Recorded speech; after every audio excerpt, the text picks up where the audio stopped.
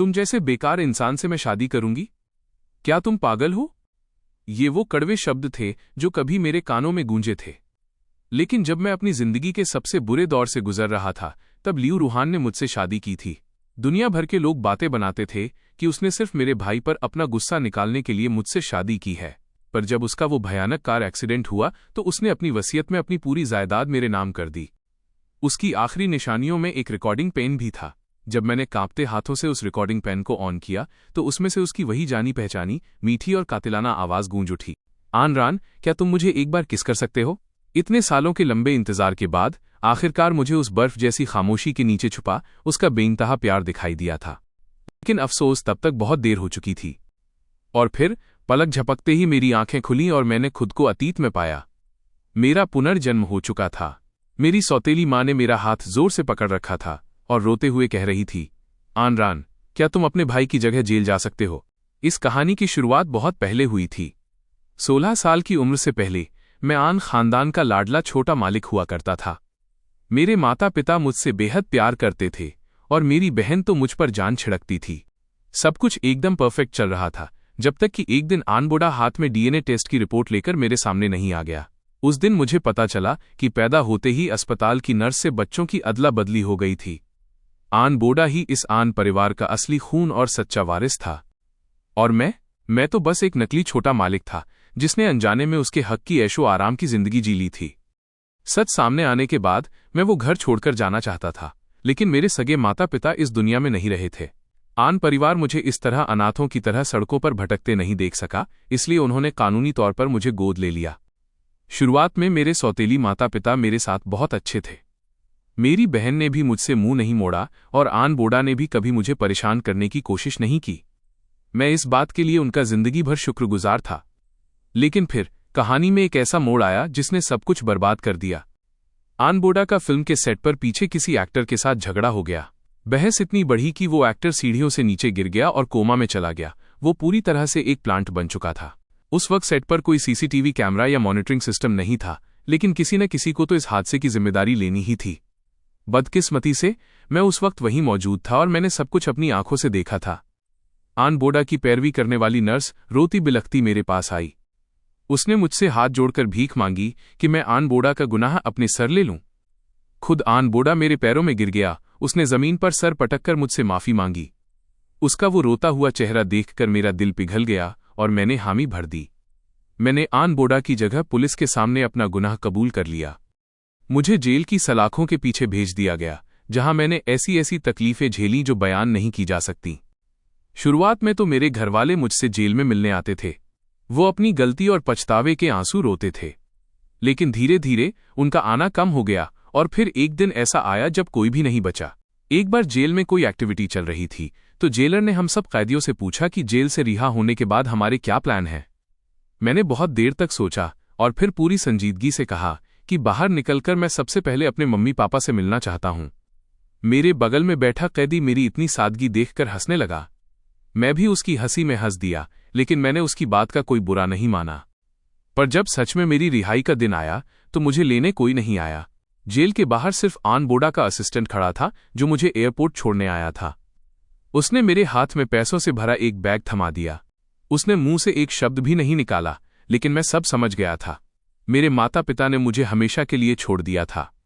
आनबोड़ा ने मुझे अपनी जिंदगी से बेदखल कर दिया था। मैंने वो पैसे लेने से साफ इनकार कर दिया। मैं बस अब आनबोड़ा का और कर्जदार नहीं रहना चाहता था। आन परिवार ने 20 साल से ज्यादा मेरा पालन पोषण किया था और मैंने उनके बेटे के बदले 5 साल जेल की काल कोठरी में काटे थे। हिसाब बराबर था। जेल से बाहर आकर मैंने एक छोटा सा कमरा किराए पर लिया। जेल के टॉर्चर की वजह से मेरा एक पैर भी टूट चुका था। इसके बाद मैंने एक ऐसी नौकरी ढूंढी जहां मेरे क्रिमिनल रिकॉर्ड से किसी को कोई दिक्कत न हो। लेकिन काम शुरू करने के आधे महीने बाद ही मुझे बिना बताए नौकरी से निकाल दिया गया। जब मैंने बार बार इसकी वजह पूछी तो मैनेजर ने कतराते हुए कहा, तुमने बहुत गलत और पावरफुल लोगों से दुश्मनी मोल ले ली है। मैं एकदम सन्न रह गया। मेरे मुंह से एक शब्द नहीं निकला। आन परिवार के अलावा भला ऐसा कौन कर सकता था? उस दिन मैं अपना छोटा सा बैग टांगे लाचार होकर सड़क पर चल रहा था। बाहर तेज बारिश हो रही थी और पानी की बूंदें मेरे आंसुओं के साथ मिलकर चेहरे पर गिर रही थीं। जब मैं शहर के सेंट्रल स्क्वायर से गुजरा तो वहां लगी एक बहुत बड़ी स्क्रीन पर आन बोडा का लाइव ब्रॉडकास्ट चल रहा था। मैंने सिर उठाकर उस ऊंचे पोडियम की तरफ देखा। वो बेहद हैंडसम और चार्मिंग लग रहा था। सफलता उसके कदम चूम रही थी। तभी मैंने मुड़कर देखा तो भीड़ में मुझे मेरे सौतेली माता पिता दिखाई दिए। मैंने आंखों में आंसू भरकर उनकी तरफ देखा, जैसे कोई अपनी खोई हुई दौलत को देख रहा हो। मेरी आंखों में उनके लिए अब भी वही पुराना प्यार था। पता नहीं क्यों, पर मुझे अचानक वो दिन याद आ गया जब मैं जेल गया था और वो मुझसे पहली बार मिलने आए थे। तब मेरी सौतेली माँ मुझे ऐसे देख रही थी जैसे मैं कोई जंगली जानवर हूं। वो रोई थीं और मुझसे कहा था, बेटा, जब तुम जेल से बाहर आओगे तो मैं जिंदगी भर तुम्हारा ख्याल रखूंगी। मैं तुमसे बहुत प्यार करती हूं। लेकिन जब वो आखिरी बार मुझसे 2 साल पहले मिलने आईं तो उनके चेहरे पर प्यार नहीं, सिर्फ एक हल्का सा पछतावा और डर था। उन्होंने मुझसे कहा था, आन बोडा की सगाई लियू रूहान से होने जा रही है। वो उसे बहुत पसंद करता है। क्या तुम जेल से छूटने के बाद ये शहर छोड़कर हमेशा के लिए दूर जा सकते हो? कहीं ऐसा न हो कि लियू रूहान को तुम्हारे अतीत के बारे में कुछ पता चल जाए।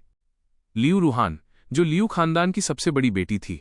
जेल के टीवी पर अक्सर ये खबरें आती रहती थीं कि आन बोडा और लियू रूहान एक दूसरे के प्यार में पूरी तरह पागल हैं। कहा जाता था कि लियू रूहान उस हाई सोसाइटी सर्कल की सबसे मशहूर और खूबसूरत लड़की थी, लेकिन आन बोडा के खातिर उसने एंटरटेनमेंट इंडस्ट्री जैसी मतलबी दुनिया में कदम रखा था। आन बोडा खुद उसे अवार्ड्स दिलवाता, उसके लिए रास्ते बनाता और अपने सारे कनेक्शंस और रिसोर्सेज उसके लिए इस्तेमाल करता था। कभी कभी मुझे आन बोडा से जलन होती थी।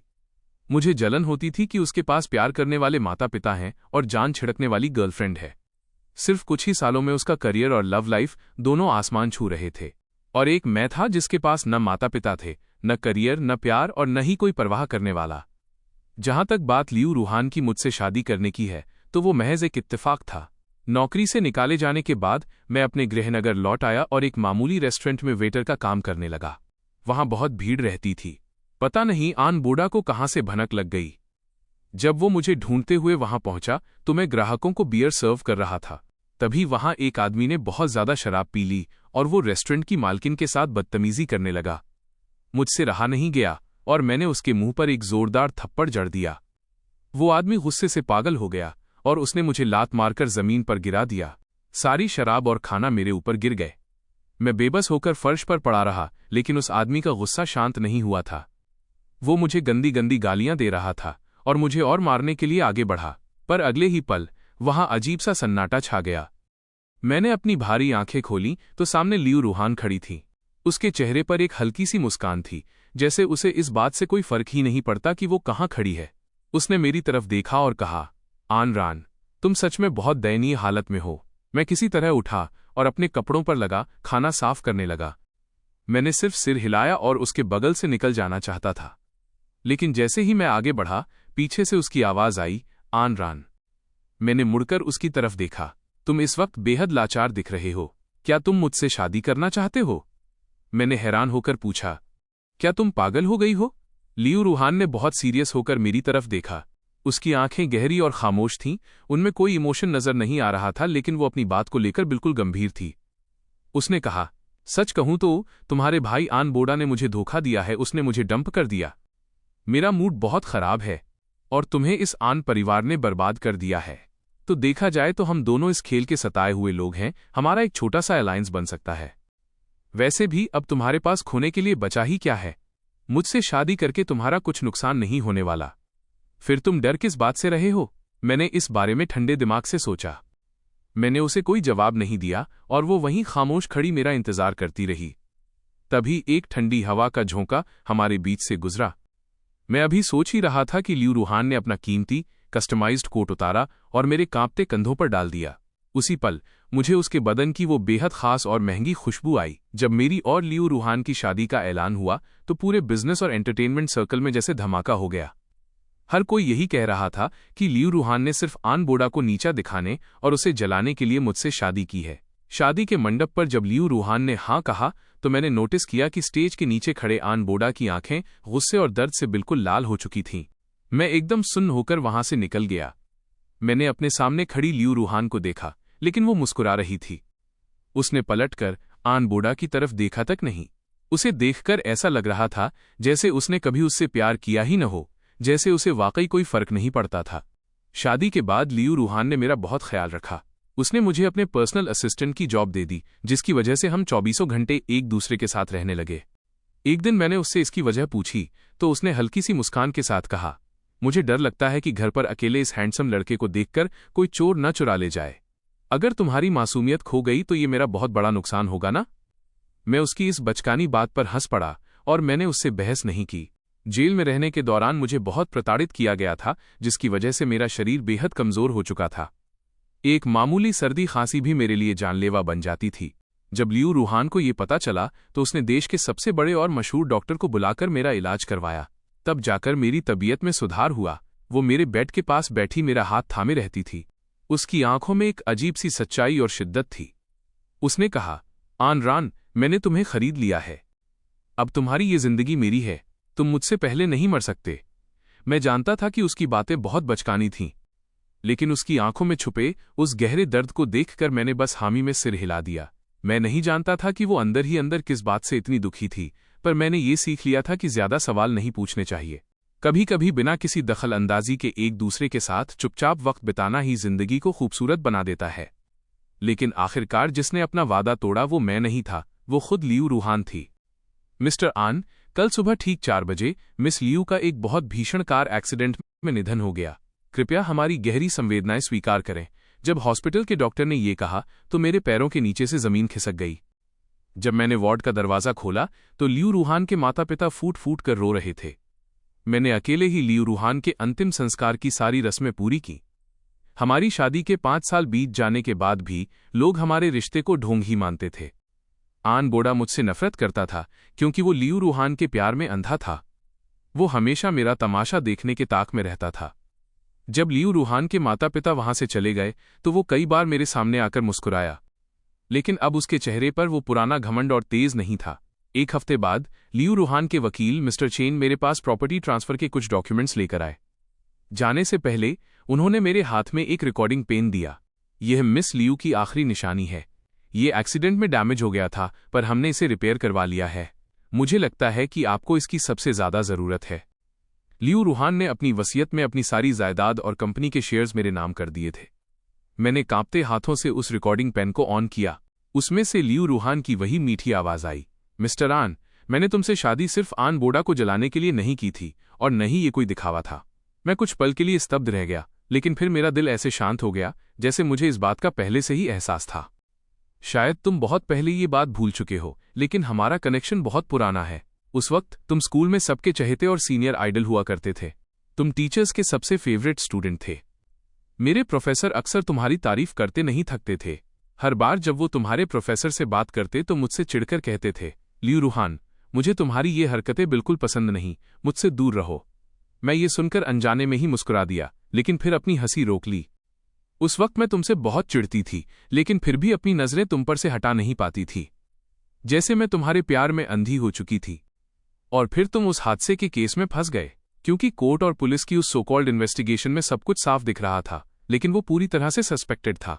आन परिवार ने सारे सबूत और सुराग मिटा दिए थे, पर मैंने आन बोडा पर अपनी नजरें गड़ाई रखी थीं।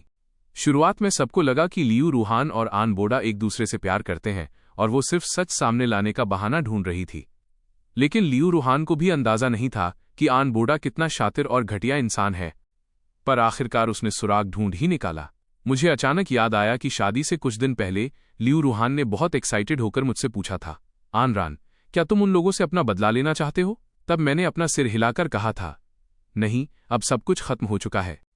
इतने सालों बाद आज मुझे समझ आया कि उस दिन उसने सारा सच ढूंढ निकाला था।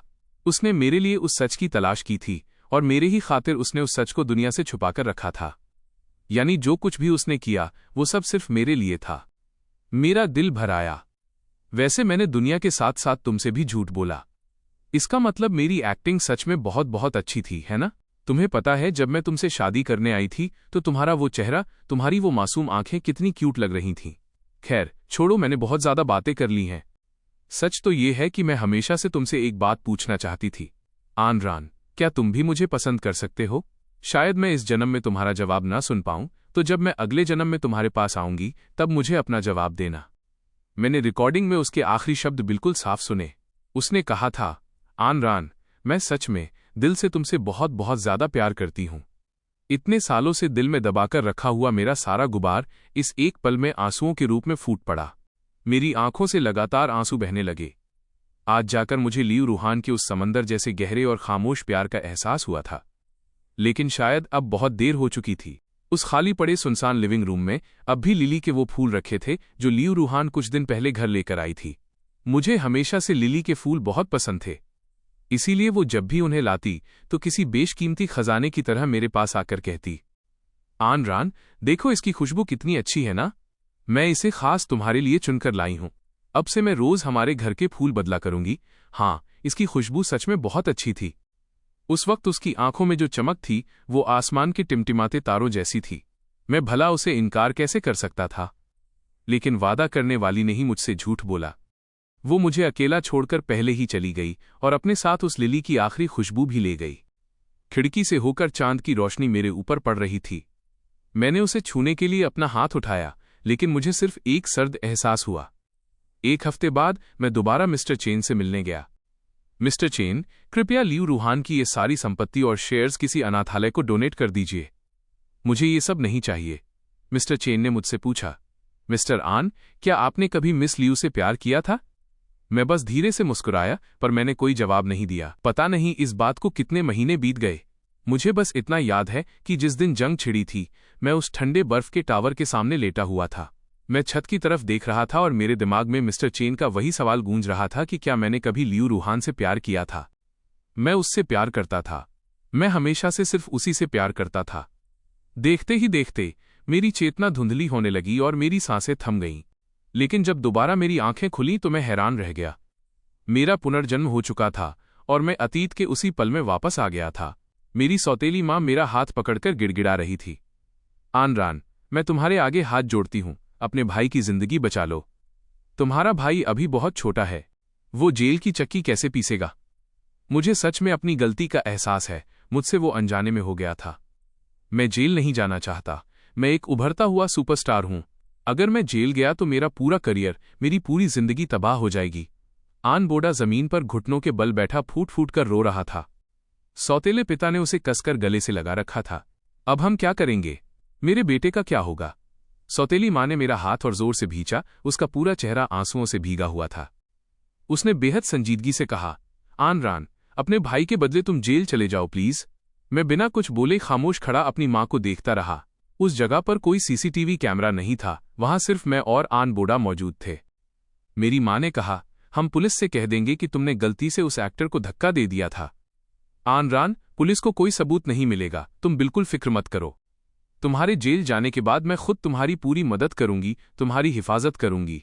और जब तुम सजा काटकर बाहर आओगे तो हमारा आन परिवार जिंदगी भर तुम्हारा पूरा खर्च उठाएगा। पिछले जन्म में भी उन्होंने मुझसे यही सब कहा था, लेकिन वो वादा सिर्फ 1 साल टिक पाया था। जब अपनों के किए वादे ही झूठे निकलें तो उनका पूरा होना नामुमकिन होता है। मैंने धीरे से अपनी माँ का हाथ अपने हाथ से अलग किया और 2 टूक शब्दों में कहा, नहीं। पिछले जन्म में जब मैं जेल गया था तो मुझे जनरल बैरक से बाहर फेंक दिया गया था। मेरे हैंडसम लुक की वजह से वहां के खूंखार कैदी मुझे बहुत परेशान करते थे, मेरे साथ मारपीट और गाली गलौज करते थे। मैं दर्द से तड़प उठता था। सिर्फ मेरी बहन आन शुएर ही कभी कभार मुझसे मिलने जेल आया करती थी। जेल के घटिया खाने की वजह से मुझे फूड पॉइजनिंग हो गई थी, जिसकी वजह से मेरी हालत बहुत खराब हो गई थी। जब मुझे इलाज के लिए अस्पताल के बेड पर लाया गया तो मेरी सौतेली माँ मुझसे मिलने आई। उस दिन उसने मुझे ऊपर से नीचे तक बड़ी हिकारत से देखा। उसकी आंखों में मेरे लिए कोई हमदर्दी नहीं थी। उसने रूखेपन से कहा था, आखिरकार वो एक जेल है, कोई वेकेशन मनाने की जगह नहीं। वहां थोड़ी बहुत तकलीफ तो उठानी ही पड़ेगी। आन रान, तुम इतने उतावले मत बनो। बूढ़ा को हाल ही में किसी बिजनेस के सिलसिले में विदेश जाना पड़ रहा है। मैं थोड़ी परेशान हूं। मुझे लगता है कि अब आगे से वो तुमसे मिलने नहीं आ पाएगा। मेरी माँ मेरा ये साफ इनकार सुनकर बिल्कुल दंग रह गई। उसे शायद उम्मीद नहीं थी कि हमेशा उसकी हर बात मानने वाला सीधा साधा आन रान आज उसके सामने इस तरह खड़ा हो जाएगा। मैं दोबारा जिंदा हुआ था, उन्हीं पुरानी गलतियों को दोहराने के लिए नहीं। मैंने अपनी बात को दोबारा दोहराया। इस बार मेरी आवाज में एक अलग ही दृढ़ता और फैसला था। मम्मी, मैं इस बात का एहसास रखता हूं कि आपने 20 साल तक मेरा पालन पोषण किया और मुझे पाला पोसा, लेकिन इसका मतलब ये नहीं कि मैं उनके चक्कर में अपनी पूरी जिंदगी बर्बाद कर लूं। आप चाहें तो मुझे मतलबी कह सकती हैं या नमक हराम बुला सकती हैं, लेकिन मैं उसके किए हुए पाप का कीचड़ अपने सर पर कभी नहीं लूंगा। आन रान, मेरे इस साफ इनकार ने मेरे सौतेले पिता को गुस्से से लाल कर दिया। तुमने इतने सालों तक आन परिवार के पैसों पर ऐश की, उसके सारे प्रिविलेजेस का फायदा उठाया, और आज जब परिवार पर मुसीबत आई है तो तुम थोड़ा सा कंट्रीब्यूशन भी नहीं कर सकते? मेरी माँ और आन बोडा कमरे में बैठकर फूट फूट कर रोने लगे, लेकिन जब उन्होंने देखा कि मैं अपनी बात पर अड़ा हुआ हूं और खाना भी नहीं खा रहा तो उन्हें डर सताने लगा कि कहीं मैं भाग न जाऊं। उन्होंने मुझे उसी कमरे में बाहर से ताला लगाकर बंद कर दिया। सिर्फ मेरी बहन आन शुएर ही ऐसी थी जो शुरुआत से लेकर आखिर तक बिल्कुल खामोश खड़ी रही, ठीक पिछले जन्म की तरह। मेरी माँ ने मेरा फ़ोन छीन लिया था, लेकिन वो नहीं जानती थी कि मेरे पास एक बैकअप फ़ोन भी है। जब मैंने अपना वो सीक्रेट फ़ोन ऑन किया तो देखा कि इंटरनेट पर उस एक्टर फेंग युआन के एक्सीडेंट की खबर आग की तरह फैल चुकी थी। उसके कोमा में जाने की हेडलाइंस बनी हुई थीं। सबूत के नाम पर पुलिस के पास बहुत कम सुराग थे। सिर्फ किसी पैपराजी ने एक धुंधली सी बैकग्राउंड फोटो खींची थी जिसमें आन बोडा और उसका भाई आन रान उस हादसे से कुछ देर पहले फेंग युआन के साथ अकेले खड़े दिखाई दे रहे थे। पुलिस किसी भी वक्त यहां पहुंच सकती थी। मैंने उस बैकअप फोन की स्क्रीन को देखा और अनजाने में ही एक पुराना जाना पहचाना नंबर डायल करने लगा। नंबर स्क्रीन पर आते ही मैं कुछ पल के लिए हिचकिचाया, लेकिन आखिरकार मैंने कॉल बटन नहीं दबाया। पता नहीं क्यों, पर मेरे दिल में एक अजीब सा डर बैठ गया था। मुझे डर था कि फोन के उस पार जो इंसान होगा, कहीं वो मेरी जानी पहचानी लियू रूहान न हो। मुझे इस बात का ज्यादा डर था कि कहीं मैं दोबारा आंखें खोलूं और ये सब बस एक सपना बनकर टूट जाए और मैं उसे कभी न देख पाऊं। मैं उठा और मैंने कमरे के भारी पर्दे हटा दिए। खिड़की से होकर सूरज की एक तेज किरण सीधे मेरे चेहरे पर आकर गिरी। अपने दिल में बची हुई थोड़ी सी उम्मीद के साथ मैंने खिड़की से बाहर देखा कि पुलिस की गाड़ियां दरवाजे पर आकर रुक चुकी थीं और मेरे सौतेले पिता की आंखें गुस्से से उबल रही थीं। मेरा लियू रूहान को मैसेज करके मदद मांगने का कोई इरादा नहीं था। पिछले जन्म में उसने मुझे बचाया था, लेकिन इस जन्म में मैं खुद अपनी हिफाजत खुद करना चाहता था। मैं बिल्कुल पाक साफ होकर एक बेदाग इंसान की तरह लियू रूहान के सामने जाना चाहता था। ऑफिसर, कृपया क्राइम सीन की अच्छे से जांच कर लीजिए। पुलिस की पूछताछ के सामने मैंने अपनी सौतेली माँ की डरी और घूरती हुई नजरों को पूरी तरह इग्नोर कर दिया। पिछले जन्म में मैं इसलिए गुनहगार बना था क्योंकि मैंने खुद आगे बढ़कर अपना गुनाह कबूल किया था। यहां तक कि मैंने वो सबूत भी खुद मिटा दिए थे जो असल में थे ही नहीं। लेकिन इस जन्म में मैं इतना बेवकूफ नहीं बनने वाला था। पिछले 20 सालों का जो भी एहसान था वो मैं पिछले जन्म की 5 साल की जेल में ही चुकाकर बराबर कर चुका था। अब उन लोगों के लिए मेरे दिल में न कोई प्यार बचा था और न ही कोई नफरत, और मेरी इस खामोशी और शांति ने आन बोडा को अंदर से और ज्यादा डरा दिया था। वो बुरी तरह घबरा गया था। जब पुलिस आन बोडा को हथकड़ी लगाकर ले जाने लगी तो मेरी सौतेली माँ पागलों की तरह चीखने चिल्लाने लगी, मेरे बेटे ने कुछ नहीं किया, प्लीज उसे छोड़ दो, आन बोडा को ले जाने की जरूरत नहीं है। मेरे सौतेले पिता का चेहरा एकदम काला पड़ चुका था। वो बीच बीच में मुझे इस तरह देख रहा था जैसे मैं उसका सबसे बड़ा दुश्मन हूं, जैसे वो मुझे जिंदा चबा जाना चाहता हो। हम इसे पूछताछ के लिए पुलिस स्टेशन ले जा रहे हैं। बेटा, तुम बिल्कुल मत डरो, हम कोई न कोई रास्ता निकाल लेंगे। ये वही आन बोडा था जिसने मुझे इस घर में रहना सिखाया था और आज उसकी वजह से मेरा इस घर में दम घुट रहा था। अब इस आन परिवार में तुम्हारे लिए कोई जगह नहीं बची है। तुम्हें ये घर छोड़कर अभी के अभी जाना होगा। आन बोडा ने जाने से पहले कुछ देर मेरी तरफ देखा। उसने मेरे सवाल का कोई जवाब नहीं दिया। आन रान, तुम भी तो मेरे भाई हो। पिछले जन्म में भी उसने मुझसे यही बात कही थी। उसने मुझसे कहा था कि मैं सारा ब्लेम अपने सर न लूं। तब मैंने उससे इसकी वजह पूछी थी। वो मेरी आंखों में इस तरह देख रहा था जैसे मुझसे कोई बहुत गहरी बात कह रहा हो। उसकी आंखों में एक अजीब सी हमदर्दी थी, लेकिन मैंने उसे निराश किया था। पर इस बार मैंने उसकी बात मानने का फैसला कर लिया था। मुझे पता था कि मेरे सौतेली माता पिता अब मुझसे बेइंतहा नफरत करते हैं। अगर मैं यहां और रुका तो चीजें सिर्फ और ज्यादा खराब होंगी। दीदी, अपना ख्याल रखना। मैंने अपना सामान पैक किया और हमेशा के लिए आन परिवार का वो आलीशान बंगला छोड़कर बाहर निकल आया। मैं सड़क पर बिखरे हुए सूखे पत्तों पर कदम बढ़ाते हुए आगे चलने लगा। मैंने सामने देखा, तेज हवा चल रही थी और सूखे पत्ते हवा में गोल गोल घूम रहे थे। उस वक्त ढलते सूरज की गुनगुनी धूप सीधे मेरे ऊपर पड़ रही थी, जिससे मुझे एक अजीब सा सुकून और गर्माहट महसूस हो रही थी। और ठीक उसी पल सड़क के मोड़ पर एक खूबसूरत सा साया अचानक मेरे सामने आकर रुक गया। आन रान, तुम अपना ये बैग लेकर कहाँ जा रहे हो? मैं कुछ पलों के लिए एकदम सुन रह गया। हाँ, मेरे सामने खड़ी वो लड़की कोई और नहीं, खुद लियू रूहान थी। अगर बिल्कुल सही शब्दों में कहूं तो वो मेरी कई साल पुरानी कम उम्र की लियू रूहान थी। अतीत की सारी धुंधली यादें एक झटके में मेरे दिमाग में तैर गईं। उस पल मेरा दिल इतनी जोर से धड़क रहा था जैसे सीने से बाहर आ जाएगा। मैं एक सेकंड के लिए भी अपनी नजरें उस पर से हटा नहीं पा रहा था। तुम एक मर्द हो, फिर तुम्हारी आंखों में ये आंसू क्यों हैं? क्या कुछ हुआ है? क्या मैं सच में रो रहा था? मैं भला किस बात पर रो रहा था? मुझे तो खुश होना चाहिए था, लेकिन मेरे दिल में इतने सालों से दबा हुआ जो दर्द था वो आज आंसुओं के रूप में बह निकला था। मैं चाहकर भी अपने आंसू नहीं रोक पा रहा था। लियू रूहान की नजरें 2 सेकंड बाद मेरे उस बड़े से सूटकेस पर जाकर टिक गईं। आन रान, क्या तुम अपने घर से भाग रहे हो? मैं बस मजाक कर रही हूं। हाँ, मैं सच में अपने घर से भाग रहा हूं। क्या तुम मुझे कुछ दिनों के लिए अपने पास रख सकती हो? उसने मुस्कुराते हुए कहा, बिल्कुल, अगर तुम में मेरे पास आने की हिम्मत है तो मुझमें भी तुम्हें अपनाने का दम है। इस तरह मैं लियू रूहान के साथ उसके पर्सनल अपार्टमेंट में आ गया।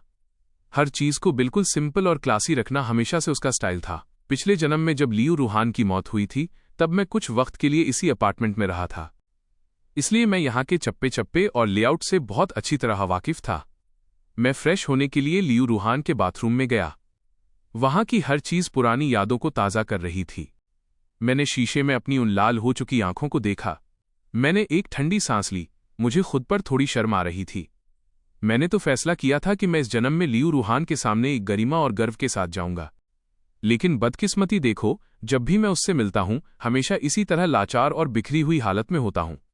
जब मैं बाथरूम से बाहर आया तो लियू रूहान दरवाजे के ठीक बाहर मेरा इंतजार कर रही थी। उसने मुझसे पूछा कि आखिर वहां हुआ क्या था। मैंने उसे बिना कुछ छुपाए सब कुछ सच सच बता दिया। मेरे और उसके बीच अब छुपाने के लिए कुछ बचा ही नहीं था। मेरी पूरी बात सुनने के बाद लियू रूहान कुछ देर के लिए हैरान रह गई। तो इसका मतलब वो आन परिवार तुम्हें उस हादसे का बलि का बकरा बनाना चाहता था? मैंने हामी भरी, लेकिन मैंने साफ मना कर दिया। ये मामला इतनी आसानी से खत्म नहीं होने वाला। भले ही फेंग युआन को बहुत गंभीर चोटें आई हैं, लेकिन पुलिस के पास अभी तक कोई पुख्ता सबूत नहीं है। इस केस की असली कार्रवाई तभी शुरू होगी जब वो कोमा से बाहर आएगा। भले ही आन बोडा इस वक्त पुलिस की नजरों में सबसे बड़ा सस्पेक्ट है, लेकिन तुम्हारी तरफ से भी खतरा अभी पूरी तरह टला नहीं है। वो जितना इस बारे में बोल रही थी उसका चेहरा उतना ही गंभीर और गुस्से से काला पड़ता जा रहा था। मैंने अचानक उसकी बात को बीच में ही काट दिया। रूहान, मुझे बहुत तेज भूख लगी है। क्या तुम मेरे लिए कुछ खाने को ला सकती हो? मेरी आंखों में एक अजीब सी चमक देखकर, जहां कोई डर या नर्वसनेस नहीं थी, वो अपनी हंसी नहीं रोक पाई और उसने एक ठंडी सांस ली।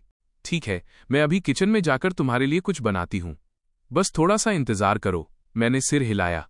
मुझे याद आया कि पिछले जन्म में जब मैं बहुत ज्यादा बीमार पड़ गया था तब लियू रूहान ने मेरे लिए खास तौर पर कुकिंग सीखी थी और वो रोज मेरे लिए खाना बनाती थी। उसके हाथों के खाने का स्वाद बेहद लाजवाब होता था।